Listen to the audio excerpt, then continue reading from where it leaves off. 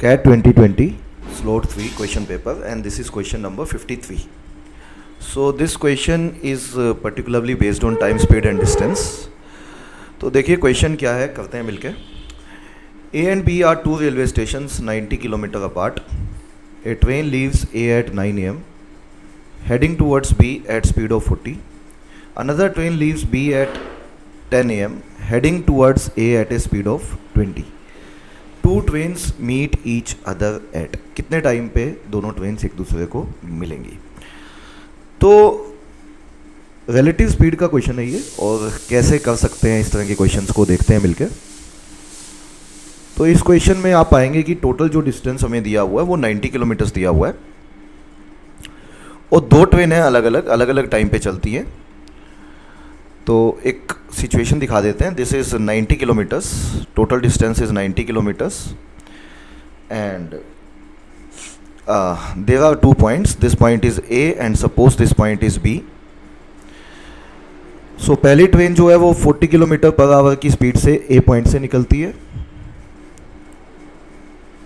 और जो दूसरे वाली है ट्रेन वो 10:30 बजे 10:30 AM पे B स्टेशन से निकलती है with speed 20 kilometre per hour, और इधर वाली ट्रेन 9 बजे निकलती है. अपने को क्वेश्चन में गिवन है. अब दोनों का टाइम सेम नहीं है क्वेश्चन में, तो सबसे पहले ऐसे क्वेश्चंस में क्या किया जाता है, सबसे पहले टाइम सेम किया जाता है. अब टाइम सेम कैसे करेंगे, तो अगर पहले वाली ट्रेन 40 की स्पीड से निकलती है 9 बजे, लेकिन दूसरे वाली 10:30 निकलेगी, तो आप क्या करें, सबसे पहले पहली वाली ट्रेन के भी हम 10:30 कर देते हैं. मतलब 10:30 पे वो ट्रेन कहाँ होगी वो देख लेते हैं. जैसे अगर ये टोटल डिस्टेंस 90 किलोमीटर्स था, तो 1 घंटे में वो 40 किलोमीटर चलती है, तो 1.5 आवर्स में, मतलब 10:30 तक 1.5 आवर्स में वो ऑलरेडी 90 में से 60 किलोमीटर चल चुकी होगी. अब ये 60 कैसे आया, ये 60 आया हमारा जो डिस्टेंस पहली वाली ट्रेन ने. डिस्टेंस इज इक्वल टू क्या होता है, स्पीड इनटू टाइम. तो स्पीड है 40 की और टाइम है 1.5 आवर्स 10:30 तक. तो ये डिस्टेंस हमारा 60 किलोमीटर आ जाएगा. अब कभी भी ऐसा क्वेश्चन अगर हमें सोल्व करना है तो सबसे पहले टाइम सेम बनाना है. तो अब देखिए यहाँ भी 10:30 हो चुके हैं और यहाँ पे भी 10:30 हैं अब, और यहाँ वाली ट्रेन जो है वो 40 की स्पीड से चल रही है, और यहाँ वाली अब चलेगी किस स्पीड से, 20 की स्पीड से.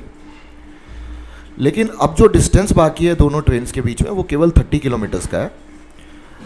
तो अब ये 30 किलोमीटर एक ट्रेन नहीं चलेगी, दोनों चलेंगी, और दोनों अपोजिट डायरेक्शन में है, तो अपोजिट डायरेक्शन में स्पीड जो है वो ऐड हो जाती है. अब अगर मैं बाकी बचा हुआ टाइम निकालूं तो टाइम इज इक्वल टू होता है distance upon speed. Now the relative distance is 30, but the relative speed would be plus. क्यों, क्योंकि 40 और 20 दोनों का एडिशन हो जाएगी, क्योंकि दोनों ट्रेन मिलके चलेंगी. रिलेटिव स्पीड अपोजिट डायरेक्शन में प्लस हो जाती है और सेम डायरेक्शन में माइनस हो जाती है. अभी अपोजिट डायरेक्शन है तो 40 + 20, तो इतने घंटे लगने चाहिए. मतलब कि 30/60 आवर लगने चाहिए, मतलब हाफ एन आवर और लगेगा. लेकिन ये आधा घंटा कितने बजे के बाद, आधा घंटा बोल दो, 30 मिनट बोल दो, ये कितने बजे के बाद, ये 10:30 बजे के बाद. तो 10:30 बजे के बाद आधा घंटा और लगेगा. तो वो टाइम क्या होगा, जब दोनों ट्रेन एक दूसरे को क्रॉस कर रही होंगी, तो वो टाइम, वो घड़ी होगी 11 AM, जब दोनों ट्रेन एक दूसरे को क्रॉस कर रही होंगी. तो 11 AM इस सवाल का उत्तर होना चाहिए. यही सवाल का सही आंसर है. तो answer option 4 would be the answer of this question.